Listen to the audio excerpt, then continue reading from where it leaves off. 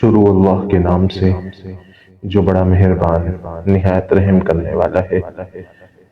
حضرت ابو ہریرہ راوی ہیں کہ ایک دیہاتی رسول اللہ صلی اللہ علیہ وسلم کی خدمت میں حاضر ہوا اور عرض کیا، یا رسول اللہ، مجھے کوئی ایسا عمل بتا دیجئے کہ جس کے کرنے سے میں جنت میں داخل ہو جاؤں۔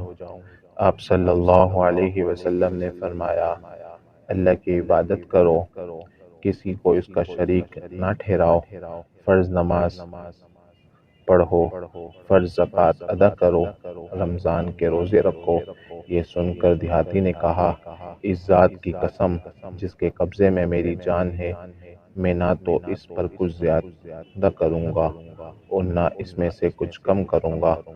جب وہ دیہاتی چلا گیا تو رسول اللہ صلی اللہ علیہ وسلم نے فرمایا، جو آدمی کسی جنتی آدمی کو دیکھنے کی سعادت اور مسرت حاصل کرنا چاہتا ہے، وہ اس آدمی کو دیکھ لے۔